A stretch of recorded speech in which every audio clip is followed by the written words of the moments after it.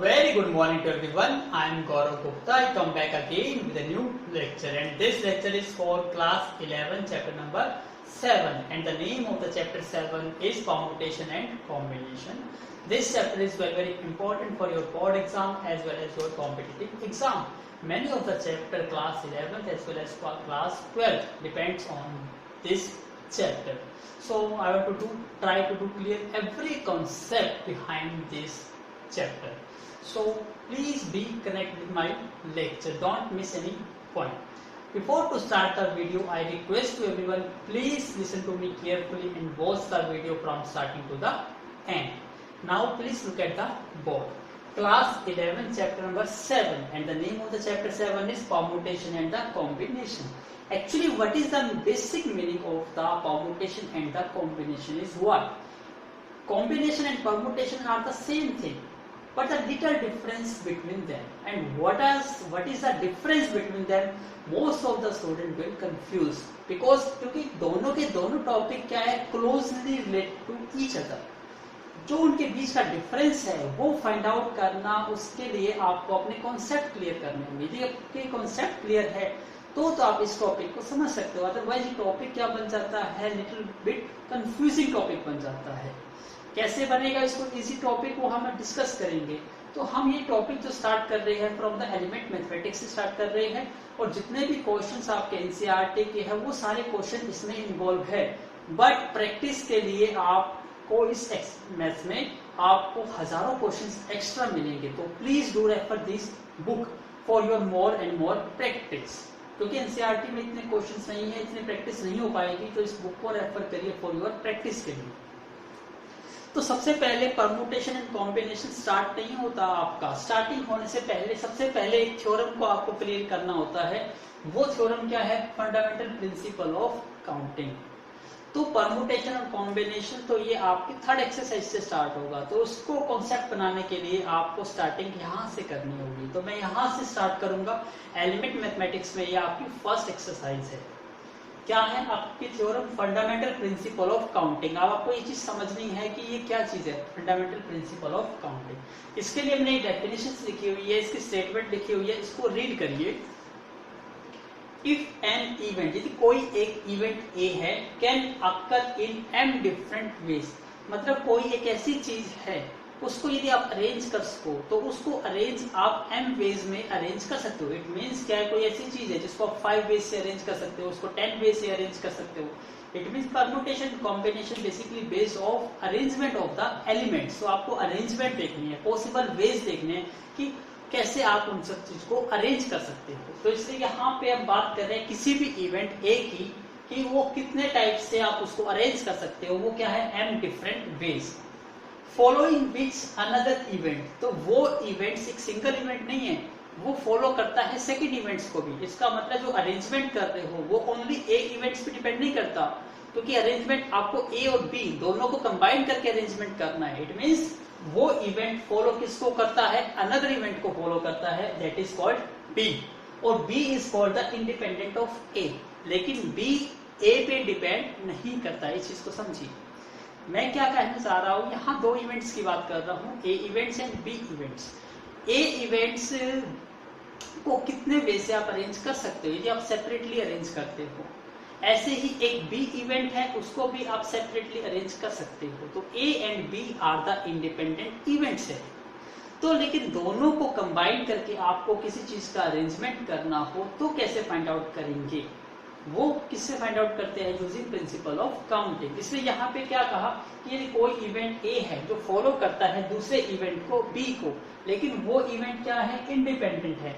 Can occur in an different way. तो ए जो event है वो एम पॉसिबल वे से अरेंज कर सकते हो, बी जो इवेंट है वो एन पॉसिबल वे से अरेंज कर सकते हो. तो यहाँ पे हम बात किसकी कर रहे हैं? M different ways. और यहाँ हम बात किसकी कर रहे हैं? N different ways. तो ये ए के वेज है अरेंज करने के, ये बी के वेज है अरेंज करने के. Then the total number of occurrence of both the event.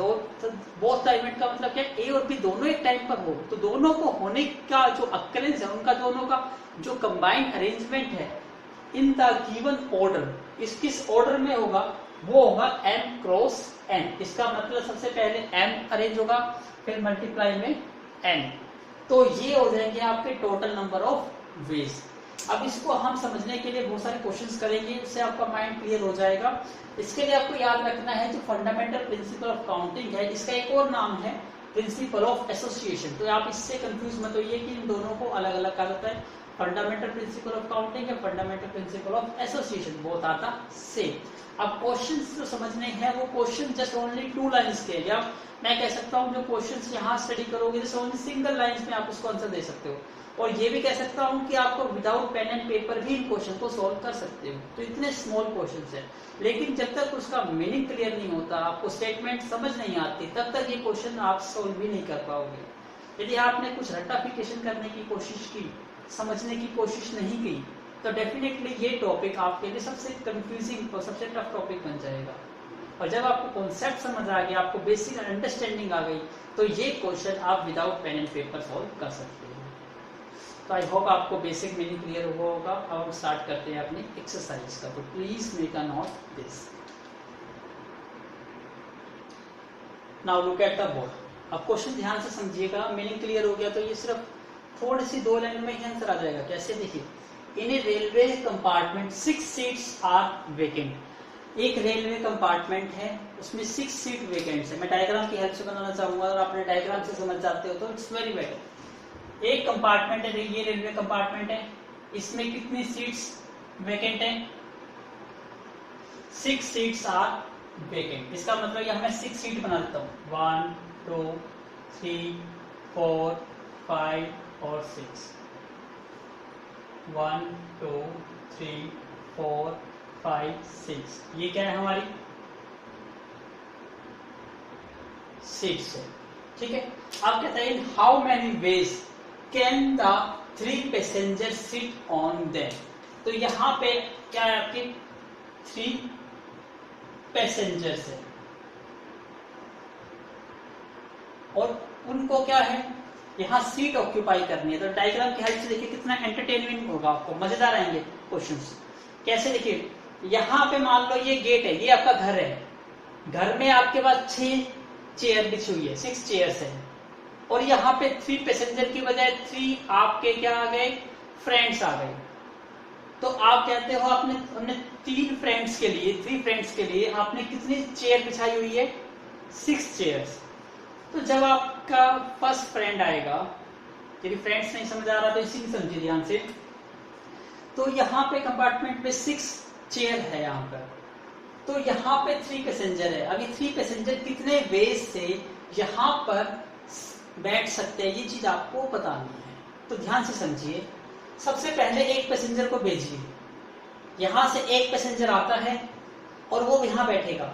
तो जब वो पैसेंजर आता है तो उसके पास कितनी चॉइस है बैठने के लिए, तो वो यहां से जब आएगा तो वो देखेगा मेरे पास चॉइस कितनी है, 6।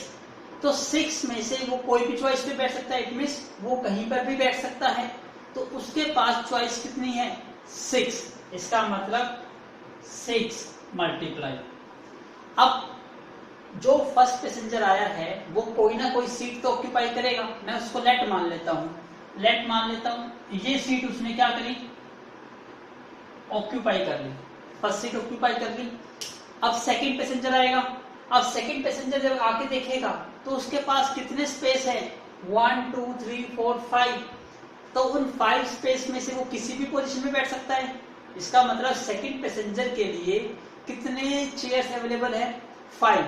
तो वो चॉइस लिख लीजिए यहाँ पर, 6 × 5। अब सेकंड पैसेंजर भी आके बैठ गया, सपोज करो यहाँ आके बैठ गया। अब थर्ड पैसेंजर आएगा, अब थर्ड जब पैसेंजर आएगा उसके पास कितनी सीट अवेलेबल है, 1 2 3 4 सीट अवेलेबल है। तो उसके पास चॉइस कितनी है, 4। तो वो इस 4 में से कोई भी चॉइस में बैठ सकता है। इसका मतलब उसके पास चॉइस क्या रह गई, 4। तो यहाँ पे 6 × 5 30 × 4, इसका मतलब आपका आंसर आ गया 120 वेज। तो यदि आपकी 6 सीट्स है तो जो पैसेंजर है वो कितने वेज से बैठ सकते हैं, 120 वेज से वो अरेंज हो सकते हैं। That is the answer. समझ आया आपको? तो इस टाइप से आपको अपने माइंड को सेटअप करना है और डायग्राम से समझ सकते हो तो डायग्राम बना लीजिए, तो आपका क्लियर हो जाएगा। इसी को हम क्या कहते हैं, फंडामेंटल प्रिंसिपल ऑफ काउंटिंग। तो प्लीज मेक अ नोट। और भी कॉन्सेप्ट आपके क्लियर होंगे बाय टेकिंग नेक्स्ट क्वेश्चन, तो प्लीज मेक अ नोट। पर थोड़ा सा याद रखिए, थोड़ा सा अटेम्प्टेशन भी होनी चाहिए। तो आप कैसे थोड़ा सा लिखोगे, यहाँ ऐसा लिख सकते हो, टोटल सीट्स कितनी है 6 और पैसेंजर्स कितने हैं 3, और ये क्या आ जाएगा, नंबर ऑफ वेज। तो प्रॉपर वे से अटेम्प्ट करिएगा अपनी फेयर नोटबुक में। तो please make a note. Now look at the second question. John wants to go abroad by ship and return by air। मतलब जोन एक पर्सन है जो जाना चाहता है अब्रॉड। जाना कैसे चाहता है, बाय शिप, और वापस आना चाहता है बाय एयरलाइन। इसका मतलब जाएगा तो शिप से और आएगा एयरलाइन से। He has a choice of 6 different ships। उसके पास चॉइस कितनी है शिप्स की 6, and 4 airlines to return। मतलब जाने के लिए चॉइस 6 है और आने के लिए चॉइस कितनी है 4। In how many ways can he perform his journey। तो वो कितने वे से अपनी जर्नी परफॉर्म कर सकता है। यहाँ पे 2 इवेंट्स है, एक जाना और एक आना। तो एक इवेंट ए है और एक इवेंट बी है। अब जाना अलग से है, आना अलग से, दोनों इवेंट्स जो है वो इंडिपेंडेंट है। इट मीन्स हम यहाँ पर भी कौन सा प्रिंसिपल लगाएंगे, by principle of fundamental principle of counting. तो उसको समझने से पहले हम डायग्राम बनाने की कोशिश करते हैं। सबसे पहले फॉर एग्जाम्पल यहाँ से हम बात करते हैं, ये क्या है आपका अब्रॉड। जोन क्या करना चाहता है, अब्रॉड जाना चाहता है, ठीक है। जाएगा कैसे, बाय शिप। जाना कैसे उससे, बाय शिप से जाना है। तो नंबर ऑफ शिप्स कितने हैं, number of ships is equal to कितने शिप्स है 6, और वापस जो आएगा, ये तो जाने की है, और वापस जाएगा तो वो शिप से और आएगा कहां से, एयरलाइन से। इसका मतलब रिटर्न कहां से है, एयरलाइन से। और नंबर ऑफ एयरलाइंस कितनी है,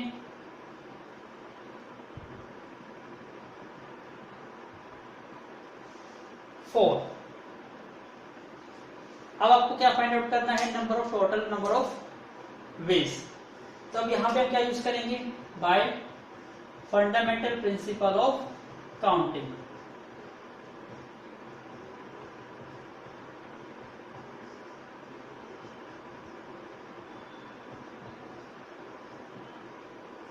ये मैं क्यों लिख पा रहा हूँ इतना कुछ, क्योंकि आप लिखने में भी गलती करोगे, एक लाइन में आंसर लिख दोगे लेकिन फिर आपको माइंड में कॉन्सेप्ट क्लियर नहीं होगा, फिर क्वेश्चन भूल जाओगे। इसलिए मैं इसको प्रॉपर वे डायग्राम की हेल्प से बना रहा हूँ, ताकि आप भी डायग्राम की हेल्प से सब चीज लिखोगे तो आपको कॉन्सेप्ट याद रहेगा कि क्या कॉन्सेप्ट है यहाँ पर।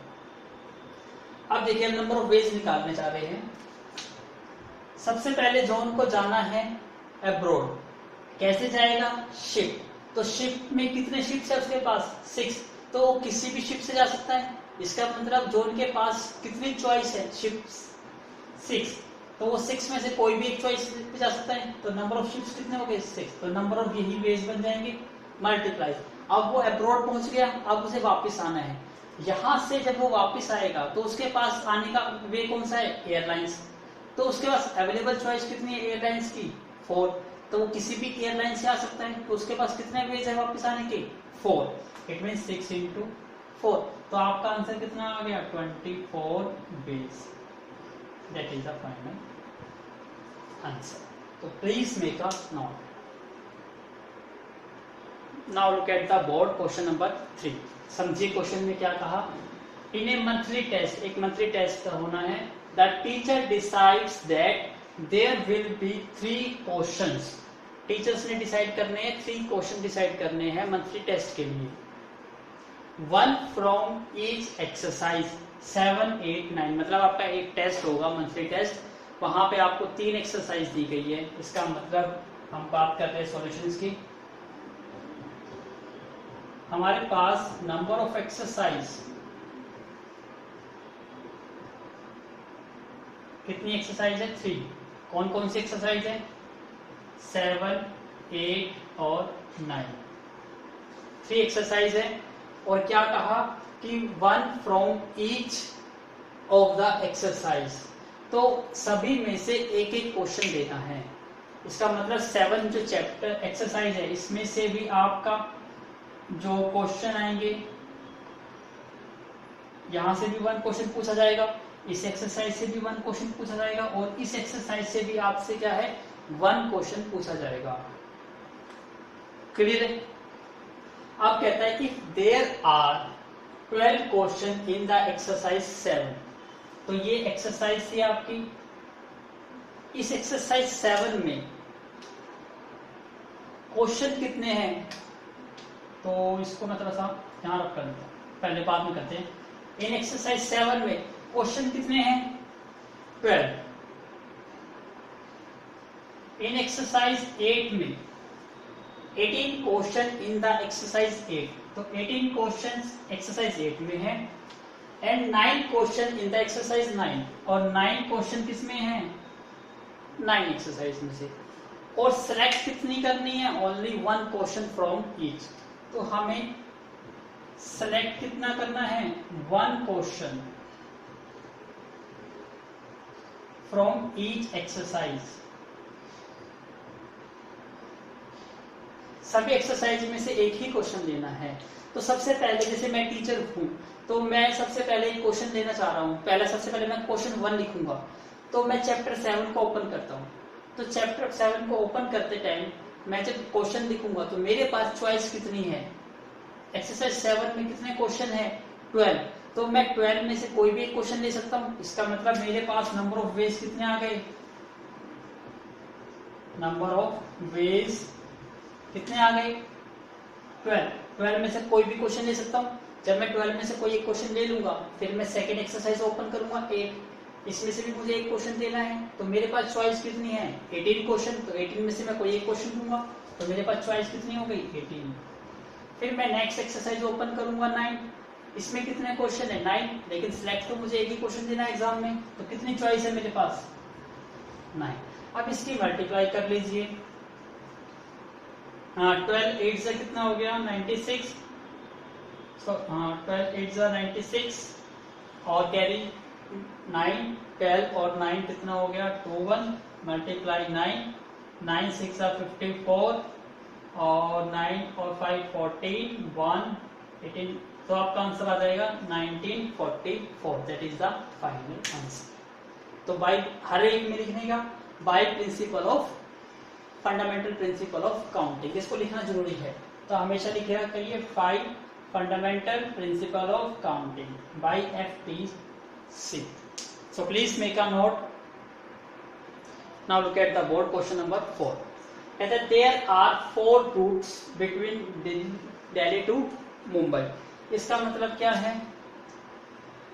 ये दिल्ली है और ये मुंबई है। अब दिल्ली से मुंबई जाने के लिए कितने रूट्स अवेलेबल है? उसको ध्यान से देखिए। 4 routes between Delhi and Mumbai. तो यहां से यहां जाने के लिए नंबर ऑफ रूट्स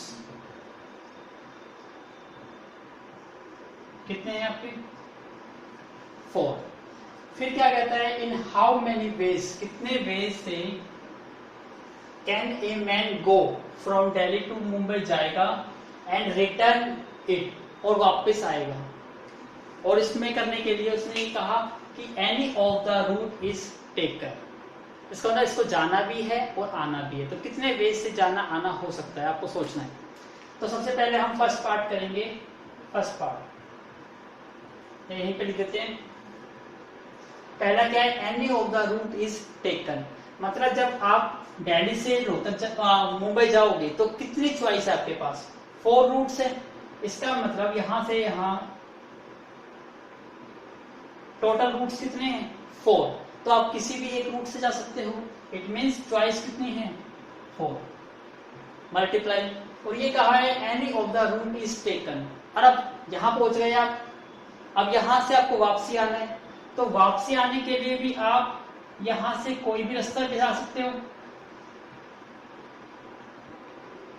कितनी चॉइस है अब आपके पास, फिर 4th चॉइस है। इसका मतलब टोटल कितने हो गए 16 वेज। तो आप 16 वेज से आप दिल्ली से मुंबई आ जा सकते हो। सेकंड पार्ट में कहता है कि the same route is not taken, same route नहीं लेना। इसका मतलब देखिए आपको दिल्ली से मुंबई जाना है, रूट्स 4 है,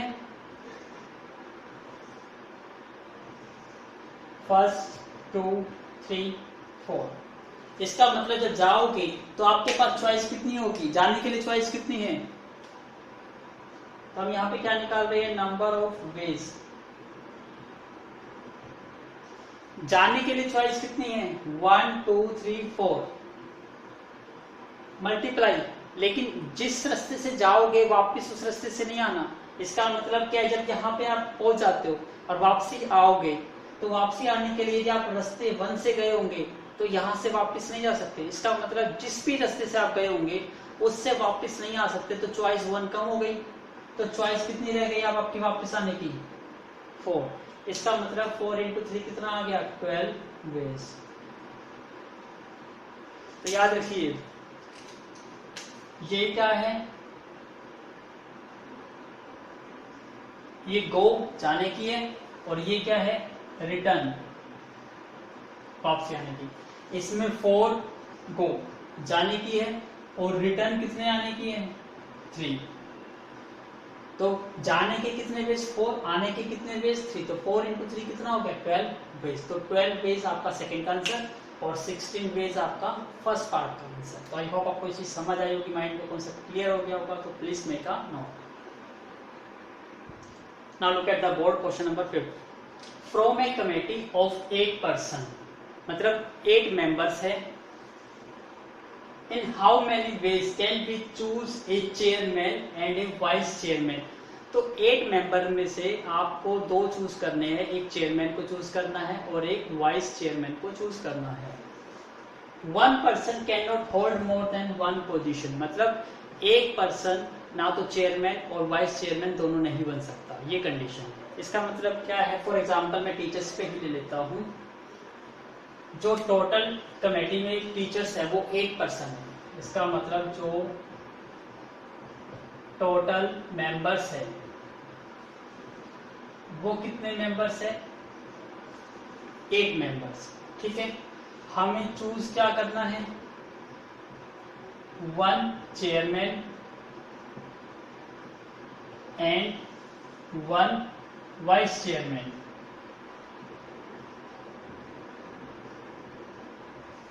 ठीक है, एक चेयरमैन चूज करना है और एक वाइस चेयरमैन। अब देखिए, अब हम बात करते हैं चेयरमैन को चूज करने की। अब हम किसकी बात कर रहे हैं, नंबर ऑफ वेज। अब जब हम चेयरमैन को चूज करेंगे तो हमारे पास चॉइस कितनी होगी, 8 मेंबर है तो हम 8 मेंबर में से किसी को भी चेयरमैन बना सकते हैं। तो हमारे पास नंबर ऑफ चॉइस कितनी हुई 8 मल्टीप्लाई। अब चेयरमैन 8 मेंबर में से चेयरमैन एक बन चुका। अब हमें किसको बनाना है, वाइस चेयरमैन सेलेक्ट करना है। तो अब पहले टोटल मेंबर्स थे 8, लेकिन 8 में से एक चेयरमैन ऑलरेडी बन चुका है। तो अब यहाँ पे कितने मेंबर्स रह गए 7। अब 7 में से कोई एक को क्या बनाना है, वाइस चेयरमैन। तो कितनी चॉइस है हमारे पास 7 पर्सन की, तो चॉइस कितनी हो गई 7। इट मीन 8 into 7 कितना आ गया 56 वेज। तो आप 56 वेज से किसी एक चेयरमैन को और एक वाइस चेयरमैन को चूज कर सकते हो। वही चीज लिखोगे by FPC, fundamental principle of counting. कितना इजी था, सिर्फ 2 लाइन में आंसर आ गया। तो please make a note. Now look at the board question number 6। Each section of class 12, मतलब ईच सेक्शन, हर एक अलग अलग सेक्शन की बात कर रहे हैं। इन ए स्कूल हैज एग्जैक्टली 40 स्टूडेंट्स, मतलब क्लास 12th के जितने सेक्शन हैं उन सभी सेक्शंस में कितने स्टूडेंट्स हैं? 40 स्टूडेंट्स हैं। इफ देयर आर 4 सेक्शन, अब आपके पास 4 सेक्शन है, इसका मतलब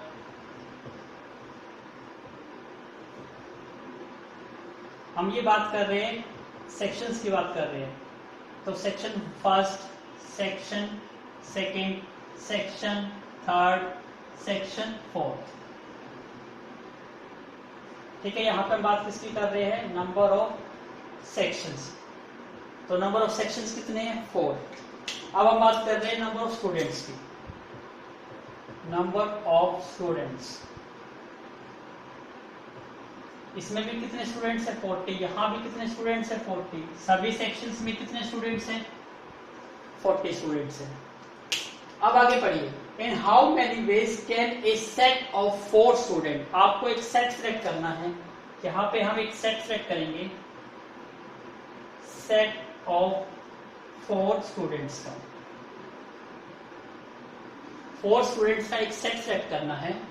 और आगे क्या कहता है? Be selected 1 from each section, सभी में से एक एक स्टूडेंट्स आना जरूरी है, तो हम सिलेक्ट करते हैं। तो यहाँ पे सेट करना है, तो यहाँ पे हम क्या एनोट करेंगे? Number of ways. किससे कर रहे हैं? By FPC। तो सबसे पहले यहां से हमें एक स्टूडेंट को सिलेक्ट करना है। कितने स्टूडेंट्स है यहाँ? 40। 40 में से किसी एक स्टूडेंट को सिलेक्ट करना है, तो चॉइस कितनी है? 40। इट मीन्स हमारे पास चॉइस कितनी आ गई? 40। इसमें से हम क्या करेंगे? ओनली एक सिलेक्ट करेंगे। ऐसे इसमें से भी एक सिलेक्ट करना है। कितनी चॉइस है? 40। सिमिलरली यहां से भी एक स्टूडेंट सिलेक्ट करना है, तो यहां भी चॉइस 40। यहां से भी एक स्टूडेंट सिलेक्ट करना है, तो यहां भी चॉइस कितनी है? 40। तो 4 4 कितना हो गया? 2 5 6 और 4 0। That is the answer. क्योंकि हर एक सेक्शन में से एक एक स्टूडेंट्स करना है, तो सभी सेक्शन में से चॉइस कितनी होगी? 40 40 40, और 40 40 को 4 पर मल्टीप्लाई करोगे, आंसर क्या आएगा? 2 5 6 4 0। That is the answer. कितना इजी क्वेश्चन था। Please make a note. Now look at the board question number 7। A team consists of 6 boys and 4 girls, and the other has 5 boys and 3 girls. मतलब यहाँ 2 team है, तो यहाँ पे हम 2 team बना लेते हैं, टीम A और टीम B। 2 टीम है। A टीम में कितने बॉयज हैं? 6 बॉयज हैं और 4 गर्ल्स हैं। बी टीम में 5 बॉयज हैं और 3 गर्ल्स हैं। क्लियर है? अब कहते हैं how many single match, single match होना चाहिए, can be arranged between 2 team, दोनों टीम के बीच में मैच कराने हैं। When a boy plays against a boy, मतलब बॉयज का बॉय के साथ ही कंपटीशन होगा, एंड गर्ल्स अगेंस्ट गर्ल्स। इसका मतलब जो मैच होगा बॉयज वर्सेस बॉयज होगा, और ऐसे ही गर्ल्स वर्सेस गर्ल्स होगा। मतलब बॉयज बॉयज का होगा, गर्ल्स गर्ल्स का होगा। तो अब यहां सेलेक्ट करते हैं नंबर ऑफ वेज, हम सेलेक्ट करते हैं, it's very easy. Number of ways bye FPC। तो सबसे पहले हम बॉयज बॉयज की देखते हैं। यहां से जब हम मैच सेलेक्ट करेंगे तो पहले हम टीम A का प्लेयर चूज करते हैं। तो हम जब चूज करेंगे तो हमारे पास चॉइस कितनी है? कितने बॉयज है यहाँ पर? 6। तो हम किसी भी एक बॉयज को चूज कर सकते हैं कंपटीशन के लिए। तो हमारे पास चॉइस कितनी है? 6 मल्टीप्लाई। अब हमें इस बॉयज का बॉयज से ही कराना है, तो यहाँ से भी एक बॉयज सेलेक्ट करना होगा। यहाँ पे चॉइस कितनी है? 5। तो यहाँ चॉइस हो गई 5। इट मीन्स टोटल चॉइस कितनी हो गई? 30। अब गर्ल्स की बात करते हैं, तो यहाँ से भी एक गर्ल्स को सेलेक्ट करना होगा। तो कितने वेज से सेलेक्ट कर सकते हैं? 4। यहाँ से कितने वेज से सेलेक्ट कर सकते हैं? गर्ल्स कितनी है? 3। 3 में से कोई एक गर्ल्स को सेलेक्ट करेंगे तो 3। तो 4 इंटू कितना हो गया? 12। इसका मतलब नंबर ऑफ वेज, इसका मतलब क्या बात करेंगे? नंबर ऑफ मैचेस की बात करेंगे। किसकी? Boys plus girls. बॉयज की कितनी है 30 और गर्ल्स के मैच कितने होंगे 12, तो टोटल मैच कितने हो गए 42। समझ आया? तो बॉयज के तो मैच कितने हैं 30 मैच होंगे और गर्ल्स के कितने मैच होंगे 12, तो टोटल मैचेस कितने हो गए 42। तो नंबर ऑफ मैचेस कितने आ गए 42। That is the final answer. कितना इजी क्वेश्चन था। So please make a note. Now look at the board question number 8। There are 6 multiple choice question. आपको मतलब मल्टीपल चॉइस क्वेश्चन को क्या उनसे होते हैं एमसीक्यू, जिसमें आपको चॉइस मिलती है ABCD और आपको तुक्का मारना होता है, टिक करना होता है। यहाँ पे कैसे है how many sequence of answer, इसका मतलब आपको आंसर के नंबर ऑफ वेज बताने हैं। If the first 3 question have 4 choice and the next 3 question have 5 choice, इसका मतलब सभी क्वेश्चन में 4 चॉइस नहीं है। तो यहाँ पे हम बात करते हैं नंबर ऑफ क्वेश्चंस की। Number of questions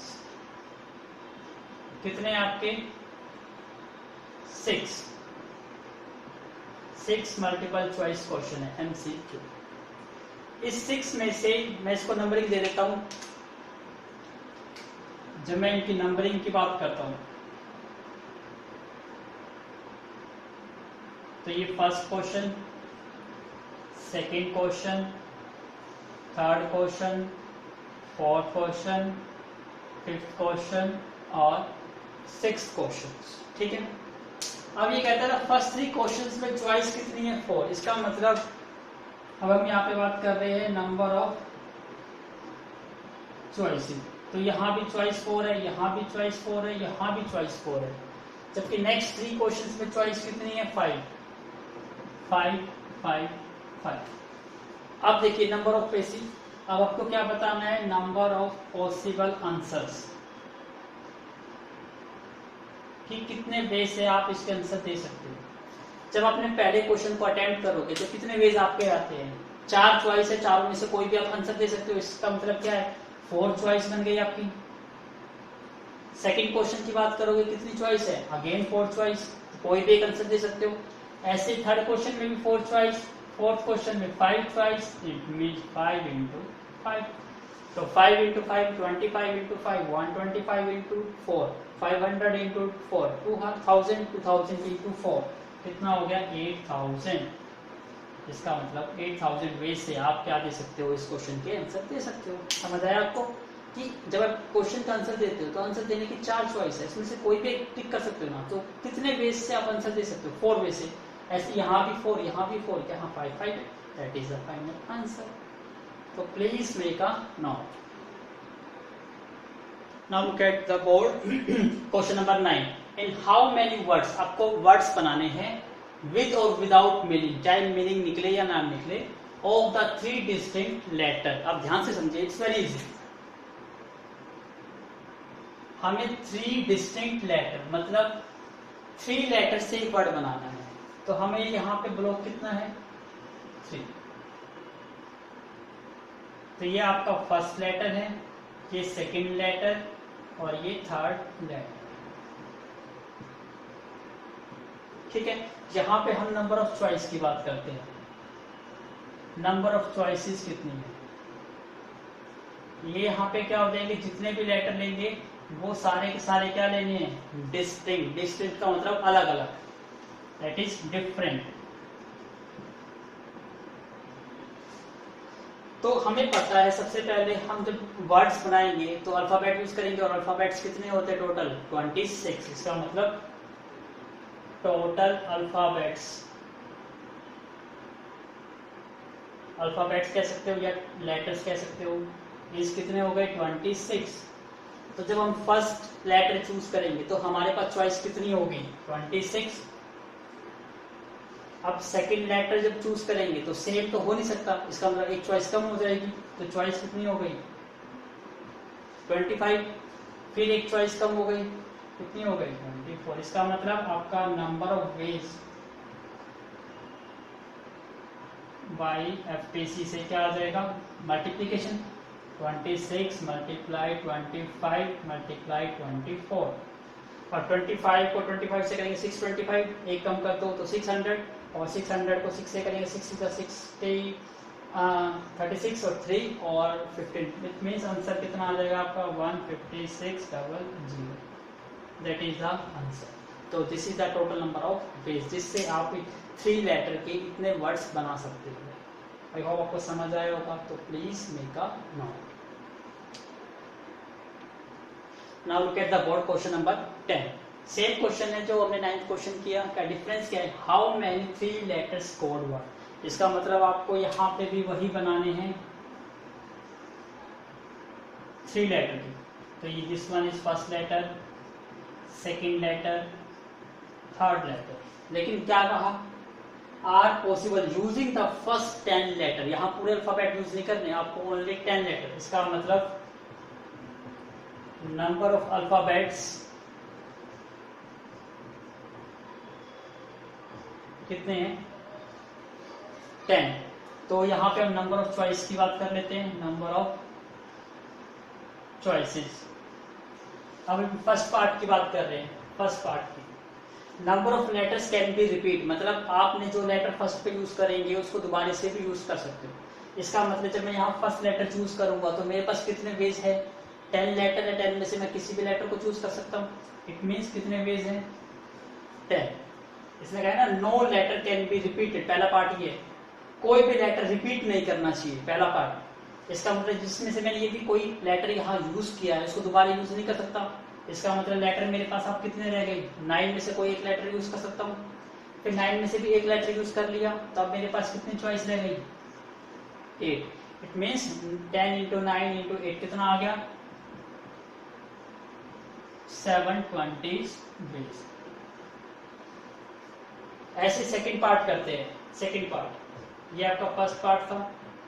second part, second part में भी क्या करना है आपको, वही 3 लेटर की चॉइस लेनी है, फर्स्ट, सेकंड और थर्ड। अब यहाँ पे क्या कहता है, लेटर्स आर रिपीट कर सकते हैं।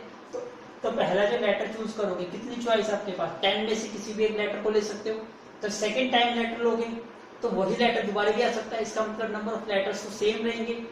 सेकंड पे भी आप 10 में से कोई लेटर ले सकते हो। थर्ड जब सेलेक्ट करोगे उसके बाद भी चॉइस 10 ही रहेगी, मीन्स यहाँ भी आप 10 ही ले सकते हो। तो 10 × 10 कितना बन गया आपका, 1000। तो ये आपके नंबर ऑफ वेज आ गए। क्लियर हुआ?